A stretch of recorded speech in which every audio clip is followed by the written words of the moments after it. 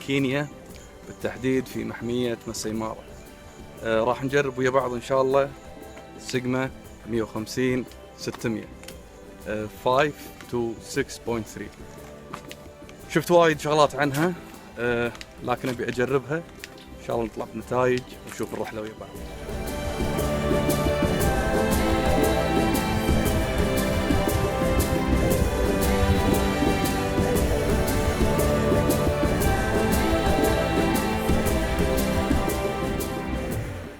طبعا عجبني بالعدسة ان وايد سوليد البودي مالها، ما راح اقول انها معدن، هي بلاستيك، لكن الفينشنج مالها وايد حلو وهذا شيء جديد من سيجما. العدسة من الفئة سي الفيرجن الجديد اللي هي كونتمبراري. الشغلات اللي حاطينها هني وايد. اول شيء حاطين شغلات عن الفوكس، اوتو فوكس، مانيوال فوكس، وبعدين حاطين عن المسافة. هي فوكسها شوي ابطأ من السبورت اللي هي الاس. السي شوي فوكسها افضل، لكن حاطين الشغله اللي اقدر انا احدد انه مثلا من مترين ل 10 امتار هذه منطقه الفوكس، او من 10 امتار تو انفينيتي، او فل من مترين فاصله 8 اللي هي مترين 8 سم الى انفينيتي. فيها شغله ثانيه اللي هي الاو اس مال الاهتزاز، مانع الاهتزاز يقلل من نسبه الاهتزاز اذا كان الشتر بطيء. عندهم رقم 1 ورقم 2 علشان اذا كان الشتر جدا بطيء. فتحت عدستها 5 to 6.3. في شغله ثانيه اللي هي الكاستم انه شيء انا اضبطه حق نفسي، وفيها اللوك. قبل كانوا ينزلون عدسات وهي من العدسات هذه انه اذا ما كان فيها لوك احيانا مع الاهتزاز ينزل الزوم، لانه وزن العدسه جدا ثقيل. لكن ممكن انا اسكر خلاص ما يصير في اي نزول للعدسه، حتى لو ابي احددها مثلا على 250 اثبتها خلاص واسوي لها لوك من هنا.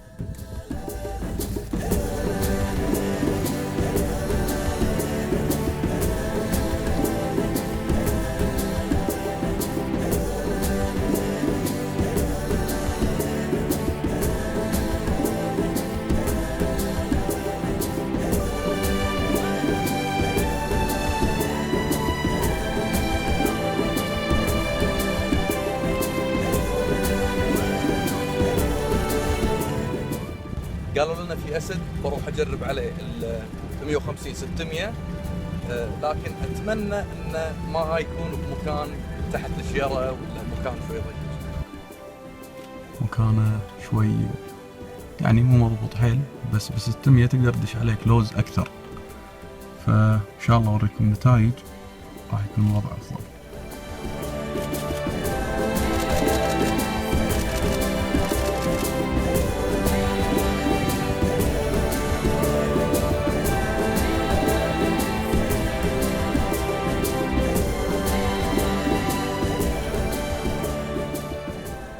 واحنا قاعد نفطر في ماساي مارا لقينا في جاكل قاعد ياكل فريسه ويا النسور وقاعد يحرشهم. راح اجرب الحين ال 150 600 سيجما سي فيرجن وخلنا نشوف.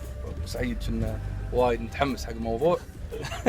خلينا نشوف الوضع الحين. هذا الوضع الحين على ال 600 قاعد اجرب.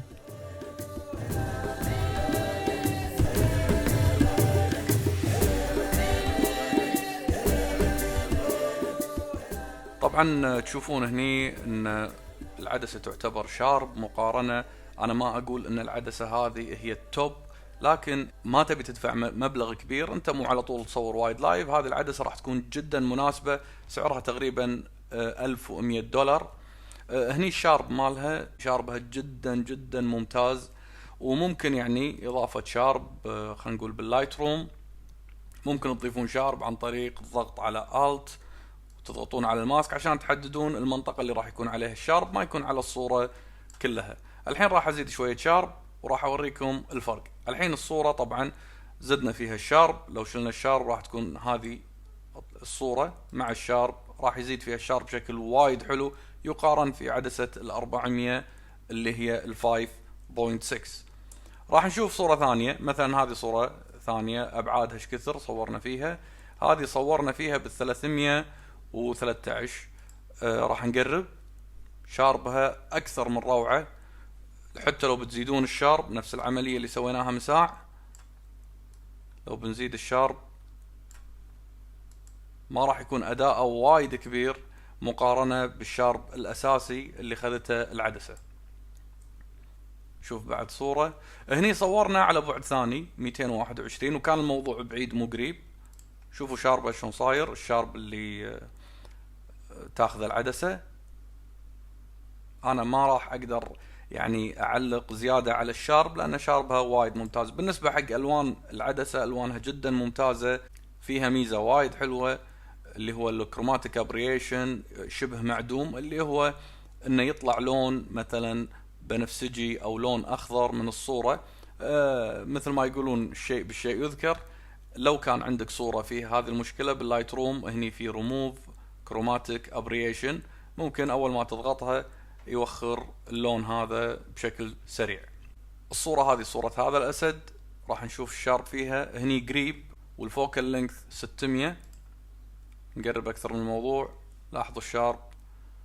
لو زدنا الشارب بعد علشان بس نتأكد من العملية مالت العدسة او تصوير العدسة، زدنا الشارب. الحين راح اسوي انشيك حق الشارب، هني بدون شارب.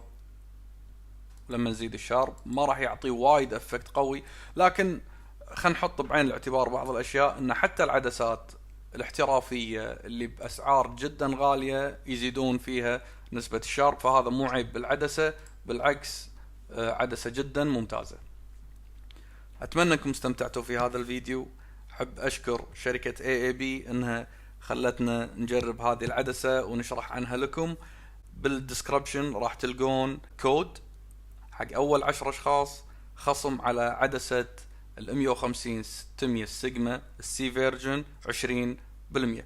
تقدرون تدشون على الويب سايت مالهم وتسوون عملية الساين اب، وعقبها تدخلون هذا الكود. لا تنسون تسوون لايك سبسكرايب وتدزون الحلقة حق الاشخاص. في معلومات ثانية قاعد تنطرح بالسناب شات، تقدرون تتابعوني من خلال اللينكات اللي راح تطلع لكم او الاكاونتات اللي راح تطلع لكم في نهاية الحلقة. نشوفكم على خير، مع السلامة.